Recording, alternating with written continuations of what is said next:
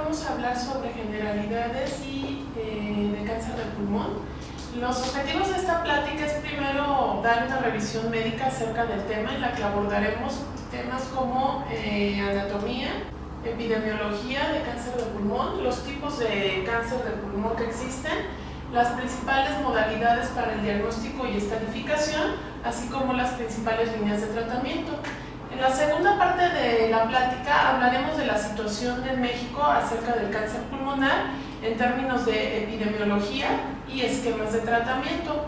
Por último, hablaremos hacia el final de la plática sobre los médicos tratantes, los principales médicos tratantes de cáncer de pulmón en nuestro país y cuáles son el papel de los actuales médicos y cuáles son potenciales candidatos para tratar esta enfermedad, así como sus hábitos de prescripción. Y bueno, comenzando con la parte médica, hay que hablar primero de anatomía de los pulmones. Esto es un órgano par que se encuentra en la cavidad torácica y que, bueno, existe el pulmón derecho, el pulmón izquierdo, que a su vez van a estar cubiertos por una capa llamada pleura.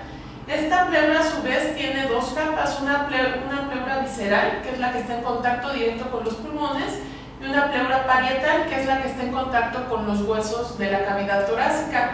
Entre estas dos capas de pleura existe una pequeña cantidad de líquido de forma normal que disminuye la fricción durante los movimientos de respiración. El resto del sistema respiratorio está formado, bueno, por la vía aérea, empezando aquí en el esquema con la tráquea, dividido a su vez en los bronquios derecho e izquierdo, que a su vez, bueno, nos van a dar las divisiones principales de los pulmones. Así, el pulmón derecho se divide en tres grandes lóbulos, superior, medio e inferior, y el izquierdo en dos grandes lóbulos.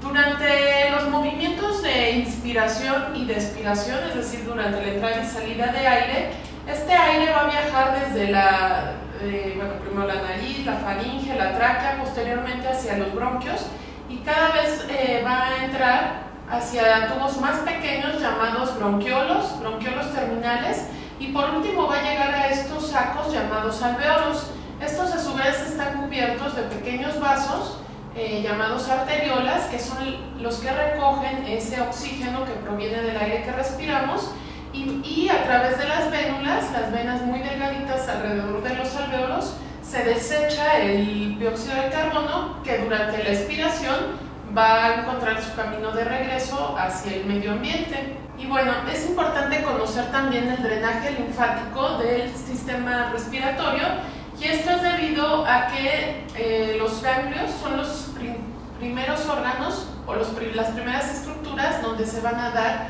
las metástasis o las invasiones del cáncer pulmonar.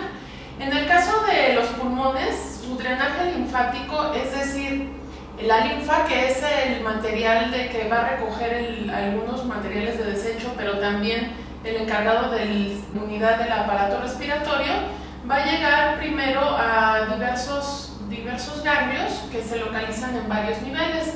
En el caso de los pulmones, esta linfa va a llegar principalmente a estos cuatro grupos de ganglios: los ganglios mediastinales superiores, los ganglios aórticos en vecindad precisamente a la aorta, los ganglios mediastínicos inferiores y los ganglios pulmonares, que se encuentran en donde las principales divisiones de los bronquios.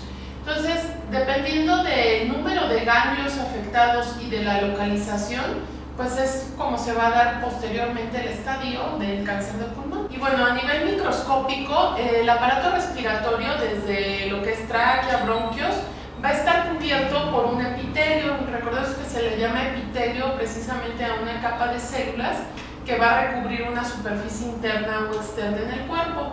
En el caso del epitelio respiratorio se trata de células cilíndricas, es decir, que tienen esta forma como de cubo, y ciliadas, que tienen estas estructuras como pequeños bastones cuya función principal es arrastrar el movimiento del moco y con él pues cualquier sustancia extraña que entre al aparato respiratorio. Entonces van a hacer un movimiento de arrastre de estas sustancias. El otro tipo de células que se encuentran en el epitelio respiratorio son las células caliciformes. Estas células, que son las que están cubriendo las glándulas mucosas, son las encargadas de producir precisamente moco. Las células el cepillo, basales y granulosas, bueno, son otras células que van a integrar en su totalidad pues el epitelio respiratorio. Y ya en las divisiones o las etapas terminales de este árbol respiratorio, desde lo que son bronquiolos terminales y los alveolos, ya el epitelio va a cambiar, ya no van a ser estas células cilíndricas ciliadas, sino que va a estar formado a partir de unas células llamadas neumocitos. Los neumocitos tipo 1 son los que van a estar en contacto directo con lo que son los capilares, las arteriolas, las vénulas, y aquí es donde se lleva a cabo el intercambio gaseoso entre la sangre que viene de estos capilares y estos neumocitos. Este es el alveolo, donde va a estar el oxígeno, el aire que respiramos. Y las otras células van a ser los neumocitos tipo 2, que son las encargadas de producir una sustancia llamada factor surfactante, que es la que evita que durante la expiración, es decir, al sacar el aire, los alvéolos se colapsen como globo. Es decir, este factor hace que estos alvéolos permanezcan de forma, siempre estén infladitos. Y bueno, en cuanto al cáncer de pulmón como tal, actualmente ya desde el 2008, según estas estadísticas de la OMS, el cáncer pulmonar constituye la primera causa de incidencia o del principal cáncer a nivel mundial, tanto en hombres como en mujeres. Y en cuanto a mortalidad, bueno, va a ser la principal causa de muerte por cáncer en hombres, y en mujeres es la tercera causa de muerte después del cáncer de mama y después del cáncer cervicouterino. En cuanto a números netos, en el 2008 la incidencia del cáncer pulmonar fue de aproximadamente 1.600.000 personas como nuevos casos de cáncer de pulmón, y la mortalidad se constituyó más o menos 1.300.000 casos. Entonces, constituyendo un 18.2% de las muertes por neoplasias. Esto es a nivel mundial. En cuanto a los factores de riesgo de cáncer pulmonar, bueno, sabemos que el cáncer es una enfermedad multifactorial en la que interviene la predisposición de cada individuo y ciertos factores ambientales. En cuanto a los factores ambientales, el principal y el más relacionado con cáncer de pulmón es el tabaquismo, siendo directamente proporcional al número de cigarros fumados y al tiempo que se fumen estos cigarrillos. También algunas sustancias, por ejemplo el radón o algunos otros minerales, silicio, etcétera, que se ha visto que estos desde ya más o menos mediados del siglo pasado se observó que los mineros que estaban en contacto con estas sustancias posteriormente presentaban mayor incidencia de cáncer pulmonar. Algunas sustancias químicas como el asbesto, que en esta tienen contacto trabajadores, por ejemplo, de tuberías o algunas otras manufacturas, pues tienen alto riesgo de padecer cáncer de pulmón por el contacto al asbesto. En cuanto a la herencia, pues esta enfermedad, al existir cierto factor genético, si alguien tiene en su familia, sobre todo familiares de primer y segundo grado, con cáncer de pulmón, aumenta el riesgo de padecerlo. Obviamente, si existe el antecedente de que el paciente tuvo cáncer pulmonar previamente, pues también es factor de riesgo para desarrollarlo posteriormente, y personas mayores de 65 años. Entonces, en cuanto a los tipos de cánceres pulmonares, es importante saber que más del 90% son carcinomas, es decir, cáncer que se origina precisamente de este epitelio o de esta cubierta interna del aparato respiratorio. De estos, más del 80%, aproximadamente el 85%, está formado por cáncer de células no pequeñas, esto es por su apariencia al microscopio, y un 13% está formado por cáncer de células pequeñas. El resto de los cánceres va a depender de otras estructuras que no son el epitelio respiratorio, de forma muy rara, por ejemplo, de los músculos que cubren la pared torácica, o bien del cartílago que da sostén a este árbol respiratorio. Y bueno, dentro del principal tipo, que es el cáncer de células no pequeñas, a su vez se va a dividir por su apariencia también al microscopio en cáncer de células no escamosas, que constituye más o menos el 67%, y de células escamosas del 20%. Y de estas células no escamosas, la gran mayoría, más de la mitad, lo constituye el adenocarcinoma con sus diferentes variedades.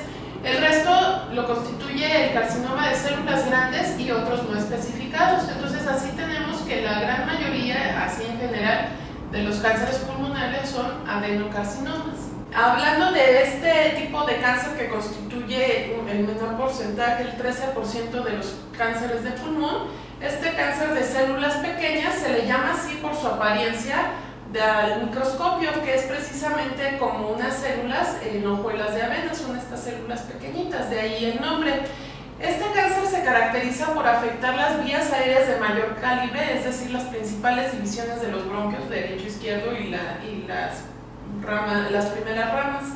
Y bueno, lo característico es que estas células van a contener unas pequeñas estructuras llamadas gránulos, que a su vez tienen sustancias llamadas hormonas. Estas son capaces de producir síntomas o alteraciones que no tienen nada que ver con el cáncer pulmonar, los llamados síndromes paraneoplásicos. Y bueno, este tipo de cáncer se caracteriza porque, a pesar de que es más sensible a la quimioterapia, tiene un peor pronóstico, y esto es debido a que tiene una diseminación muy rápida. Y bueno, para el tiempo que se diagnostique y se dé el tratamiento, el cáncer ya es muy avanzado. El otro tipo, que es el tipo principal o el que constituye la mayoría de los casos de cáncer pulmonar, es el cáncer de células no pequeñas, y de este el principal, más de la mitad, son adenocarcinomas. Estos tipos de cáncer se caracterizan por ser periféricos, es decir, que empiezan a crecer pegados hacia las caras laterales de la cavidad torácica. Y este es el principal tipo de cáncer que se asocia al tabaquismo y a una enfermedad pulmonar previa, por ejemplo, enfisema o bronquitis crónica. Aunque también se ha visto que en particular la variedad bronquiolo-alveolar es más frecuente, es el más frecuente en no fumadores, principalmente en mujeres no fumadoras. Y esto es asociado a la exposición a biomasa. En nuestro país es una causa importante la exposición crónica a humo de leña o a carbón o a derivados de esto. En cuanto al otro tipo de cáncer que le sigue en frecuencia, es el cáncer de células escamosas. Se le llama así por la apariencia que se ve al microscopio, precisamente como escamas de pescado. A diferencia del adenocarcinoma, va a afectar más bien hacia el centro de la cavidad torácica. Se caracteriza porque el cáncer crece despacio, y al crecer despacio la parte interna del cáncer empieza a morir, empieza a haber necrosis y se empieza a hacer como tal un agujero, a lo que se le llama cavitación. Y el tipo menos común de estos cánceres es el de células grandes.